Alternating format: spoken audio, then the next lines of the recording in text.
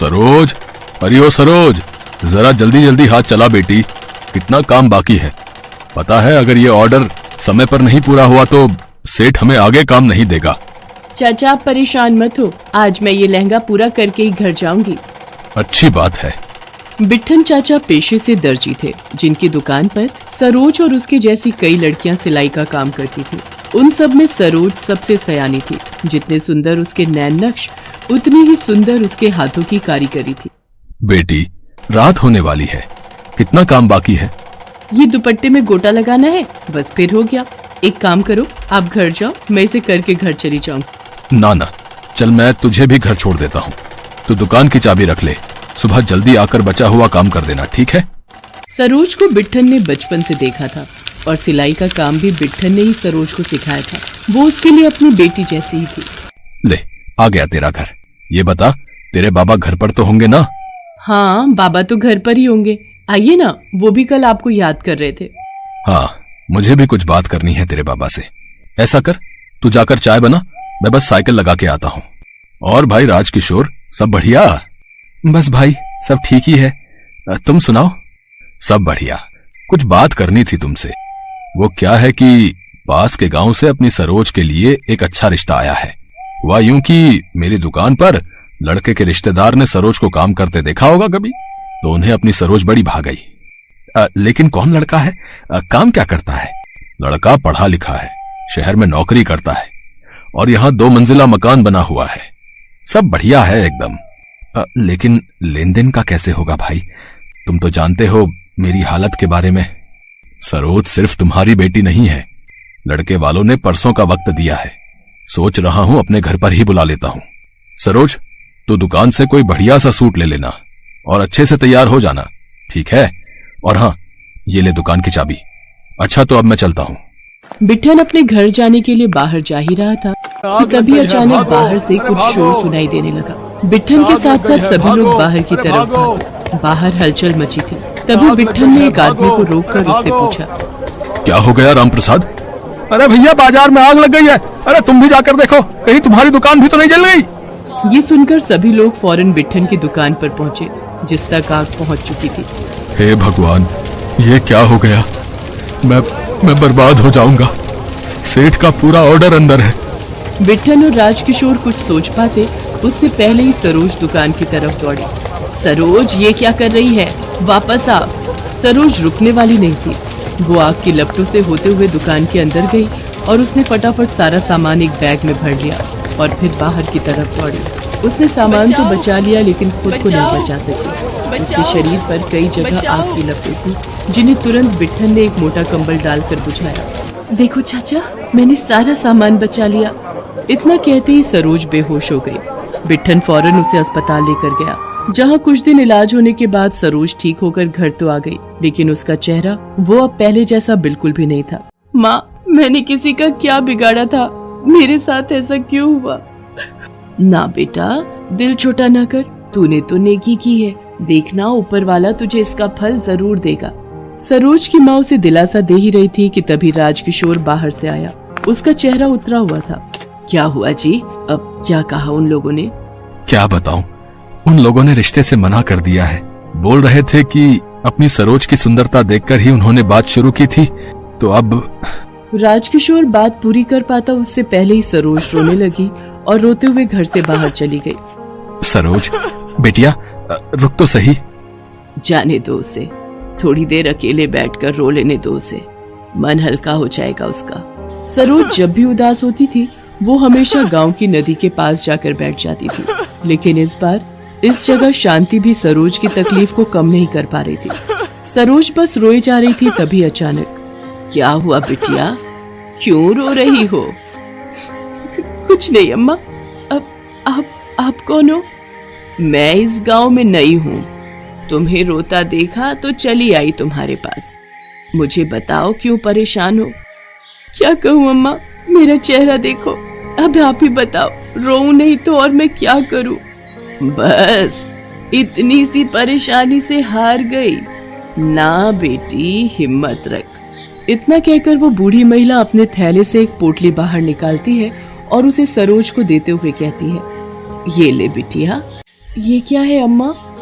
ये है तेरे सारे दुखों का इलाज। ये मुल्तानी मिट्टी है। नहीं अम्मा, मेरा चेहरा बहुत खराब हो चुका है तो इससे कुछ नहीं होगा। बिटिया, ये जादुई मुल्तानी मिट्टी है।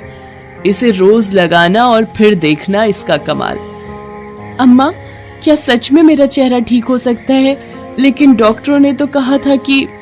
बिटिया, भरोसा कर, इस जादुई मिट्टी से मैंने कईयों को ठीक किया है। अच्छा, लेकिन अम्मा, इसके बदले आपको देने के लिए मेरे पास कुछ भी नहीं है। तेरी ईमानदारी ही इसकी कीमत है बिटिया। मुझे तुझसे कुछ नहीं चाहिए। शुक्रिया अम्मा, पर ये तो बहुत थोड़ी सी है। अगर मुझे और चाहिए होगी तो? तू चिंता मत कर। अगर तूने कभी घमंड नहीं किया तो ये कभी खत्म नहीं होगी। सरोज को उम्मीद का साथ मिल गया था। वो फौरन अपने घर पहुंची और उसने तुरंत उस पोटली में से थोड़ी सी मिट्टी निकालकर अपने चेहरे पर लगा ली। उसने ऐसा कई दिनों तक किया और ये बड़ा कमाल ही था कि अम्मा की बात बिल्कुल सही साबित हुई।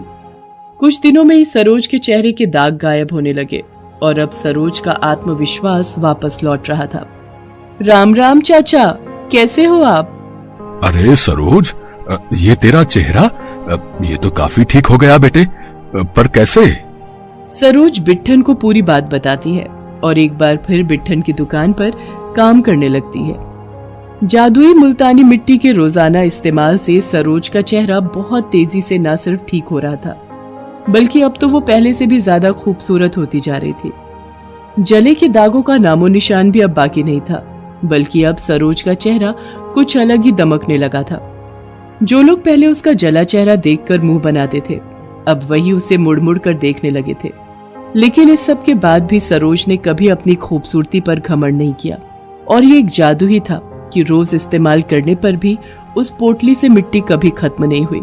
फिर एक दिन, बिट्ठन चाचा, ओ बिट्ठन चाचा, कहाँ हो? चाचा तो दुकान पर नहीं है। आपको उनसे क्या काम है, मुझे बताइए। वो क्या, हाँ मैं वो चाचा कहाँ है चाचा?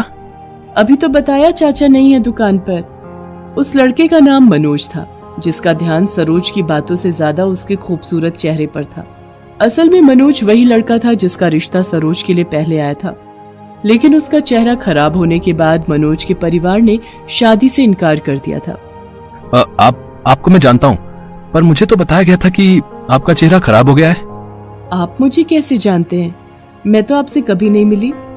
दरअसल सरोज और मनोज की मुलाकात से पहले ही ये रिश्ता टूट गया था, लेकिन मनोज ने सरोज की फोटो देखी हुई थी। सरोज उसे पहले से ही पसंद थी। आपको याद है, पास के गांव से आपके लिए एक रिश्ता आया था? हाँ याद है, लेकिन ये आपको कैसे पता? वो लड़का मैं ही हूँ। आपकी शादी मुझसे ही होने वाली थी। ओह, तो आप ही हैं वो जिसने मुझसे शादी करने के लिए मना कर दिया था? नहीं, तुम गलत समझ रही हो। मेरे माता पिता ने शादी से इनकार किया था। मुझे तुम हमेशा से पसंद थी, और अब तो और भी ज्यादा। नहीं, जहाँ सिर्फ सूरत का मोल हो वहाँ मुझे नहीं जाना। अगर मेरा चेहरा शादी के बाद जलता तो भी क्या मेरे साथ ऐसा ही करता आपका परिवार? बताइए। सरोज की बात सुनकर मनोज शर्मिंदा हो जाता है। वो दुखी मन से वहाँ से चला जाता है, लेकिन कुछ दूर पहुँचते ही उसका एक खतरनाक एक्सीडेंट हो जाता है। एक्सीडेंट बहुत खतरनाक था। शरीर की चोटें तो वक्त के साथ ठीक हो जाएंगी, लेकिन इनका चेहरा ये शायद ऐसे ही रहेगा। हाय मेरा बच्चा, ये क्या हो गया? रो मत माँ, ये हमारे पापों की सजा है। सरोज की भी कोई गलती नहीं थी, जैसे कि अब मेरी नहीं है। मनोज के साथ साथ अब उसके माता पिता भी आत्मग्लानि से भर जाते हैं। फिर कुछ दिनों के बाद, जी आप लोग यहाँ? हम सरोज से मिलने आए हैं, उससे माफी मांगना चाहते हैं हम। तभी सरोज वहाँ आ जाती है, जिसे देखते ही मनोज के माता पिता उसके सामने हाथ जोड़ लेते हैं। ऐसा मत कीजिए, आप दोनों मेरे माता पिता के समान हैं, लेकिन मैं अपना फैसला मनोज को बता चुकी हूँ। नहीं बेटा, हम यहाँ शादी की बात करने नहीं आए हैं। हमें तो हमारे कर्मों की सजा पहले ही मिल चुकी है। क्या मतलब, क्या हुआ है? मनोज के माता पिता सरोज को मनोज के एक्सीडेंट के बारे में बताते हैं, जिसके बाद सरोज फौरन मनोज से मिलने के लिए अस्पताल पहुंचती है। सरोज, तुम देखो, भगवान ने तुम्हारा साथ छोड़ने की सजा मुझे कैसी दी। ऐसा मत बोलो मनोज, मैंने ऐसा कभी नहीं चाहा था। पर तुम चिंता मत करो, जैसे मेरा चेहरा ठीक हुआ था वैसे ही तुम्हारा चेहरा भी ठीक हो जाएगा।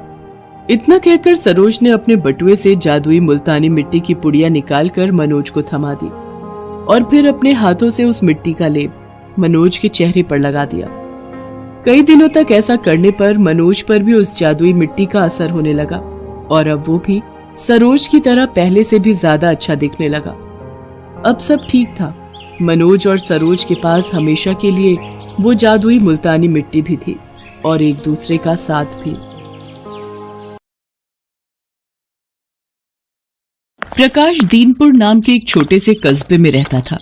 प्रकाश पेशे से नाई था। वो गरीब था तो उसके पास दुकान नहीं थी, इसलिए प्रकाश एक पेड़ के नीचे ही अपनी नाई की दुकान चलाता था और घर का गुजारा करने लायक रोजाना की कमाई कर ही लेता था। अरे प्रकाश, जरा दाढ़ी तो बना दे भाई, है? समय ही नहीं मिलता यार। आज साले की शादी में जाना है, थोड़ी अच्छी बनाना, ठीक है? ठीक है मदन भाई, आप बैठो, मैं अभी आपकी दाढ़ी बना देता हूँ। बाल भी लंबे हो रहे हैं, कहो तो सेट कर दूं? हाँ भाई कर दे भाई कर दे।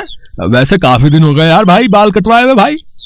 प्रकाश भैया, अगर इनका काम हो जाए तो मेरे बाल काट देना भैया, मुझे 1 घंटे में सैर निकलना है। बस आप बैठो, इनका काम हो ही गया समझो। प्रकाश भाई, अब तो तुम भी अपनी नाई की दुकान ले लो, है भाई? कब तक इस पेड़ के नीचे दुकान चलाते रहोगे भाई, है? मैंने सुना है हमारे कस्बे में एक नई नाई की दुकान खुलने वाली है, कहीं ऐसा ना हो तुम्हारे सारे ग्राहक उस नई दुकान पर चले जाएं भाई। कोई बात नहीं भैया, हम किसी के हाथ नहीं रोक सकते। अगर नाई की नई दुकान खुल रही है तो खुल जाए, मैं तो अपना काम पूरी ईमानदारी से वैसे ही करता रहूंगा जैसे आज तक करता आया हूँ। ऐसे ही दिन बीते। एक दिन मंगत नाम के एक आदमी ने उस कस्बे में नाई की दुकान खोल ली। मंगत के पास कस्बे के लोगों की भीड़ लगने लगी। भीड़ लगने का भी एक बहुत ही अलग कारण था। अरे भीखू, आज तूने कितने रुपए कमाए? मैंने तो 10 रुपए कमा लिए भाई। वैसे ये बढ़िया है, बाल भी कटवा लो और बदले में पैसे भी कमाओ, है? और मंगत नाई कैसे हो? सचमुच तुमने तो हम सभी गांव वालों को कमाने का जरिया बता दिया भाई, है? अरे भैया, बस यूं समझ लो कि मैं तो कस्बे वालों का भला करने आया हूँ। तुम लोग जितने मुझे बाल दोगे उतने रुपए कमाओगे। असली बात ये थी कि मंगत लोगों को बाल काटने के बदले कुछ रुपए दे देता था और उनके बाल अपने पास जमा कर लेता था। कस्बे के सीधे साधे लोग उस सच्चाई को नहीं जानते थे जो प्रकाश समझ रहा था। प्रकाश ने कस्बे वालों को बहुत समझाने की कोशिश की, पर कोई भी उसकी बात को नहीं मानता था।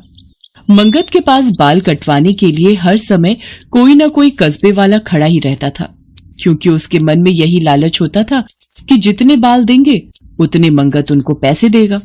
प्रकाश जानता था कि गांव वाले जो गलती कर रहे हैं उसका उन्हें पछतावा होगा, पर उस वक्त कस्बे वालों को समझाना उनके बस की बात नहीं थी।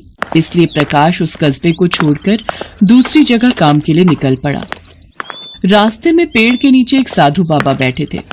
प्रकाश ने उन्हें प्रणाम किया।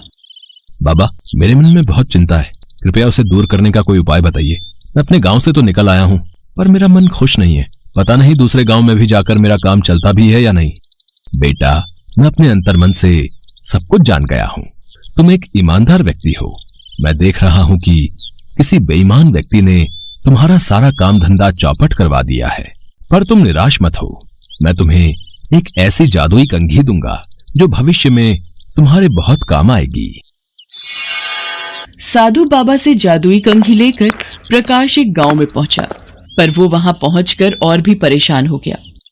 उसने देखा उस गांव में सब लोग गंजे हैं, किसी के भी सिर पर बाल नहीं है। इस गांव के सब लोग गंजे क्यों हैं? मुझे किसी से इसका कारण पूछना होगा। भैया जरा सुनो तो, अगर आप बुरा न माने तो मैं आपसे एक बात पूछ सकता हूँ? हाँ बोलिए। इस गांव में सब लोग गंजे क्यों हैं? भैया, इस गांव में बहुत ही बुरा हुआ। मंगत नाम के एक नाई ने इस गांव में नई दुकान खोली थी। हाँ। व्यक्ति मंगत के बारे में पूरी बात बताता है, जिसे सुनकर प्रकाश सारा माजरा समझ जाता है।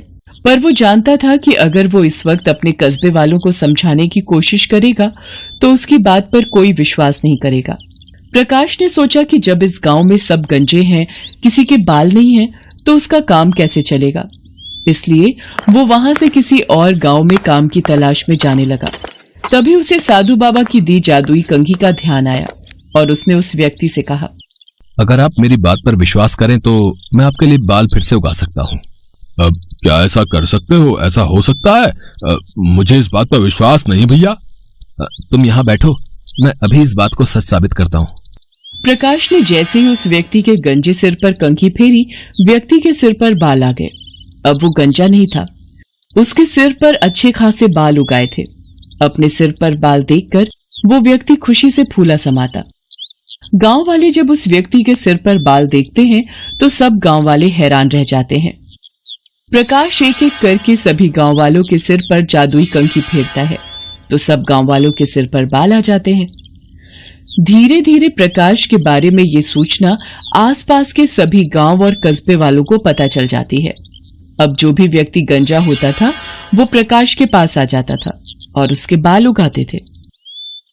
प्रकाश ने अपने नाई के काम को भी अच्छी तरह संभाला हुआ था और वो जादुई कंघी का इस्तेमाल तभी करता था जब किसी को अपना गंजापन दूर करना हो। उसके मन में बिल्कुल भी लालच नहीं था, वो मेहनत से ही काम कर रहा था। पर उसके मन में अभी भी अपने कस्बे वालों को लेकर चिंता बनी हुई थी। मंगत अपना काम करके वहां से जा चुका था। कस्बे के सभी लोग गंजे हो गए थे। फिर एक दिन उन्हें प्रकाश के बारे में पता चला तो सब कस्बे वाले प्रकाश के पास गए। प्रकाश भैया, हमें माफ कर दो, हमने मंगत की बातों में आकर तुम्हारी बात नहीं मानी। तुमने तो हमें समझाने की कोशिश की थी। काश हम सब उस दिन समझ जाते तो मंगत हम सबको ठक्कर नहीं भागता। आप सब चिंता मत करो, आप सबके सिर पर बाल फिर से उगाएंगे। प्रकाश अपने कस्बे के लोगों के सिर पर जादुई कंघी फेरता है और उन सबके बाल उगाते हैं। धीरे धीरे प्रकाश का काम फिर से चल पड़ता है और वो नाई की एक बड़ी दुकान खोल लेता है। प्रकाश आसपास के सभी गांव में मंगत के पोस्टर लगवा देता है ताकि कोई भी मंगत के झांसे में न आए। फिर एक दिन मंगत पुलिस के हाथों पकड़ा जाता है। मंगत बालों की तस्करी करता था और बालों को बेचने का काम करता था। मंगत को उसके किए की सजा मिल जाती है और उसे जेल हो जाती है। हेलो दोस्तों, कैसे हैं आप सब? हमारी कहानियां देखने के लिए हमारे चैनल को सब्सक्राइब कीजिए और हाँ, बेल आइकॉन पर क्लिक करना मत भूलिएगा।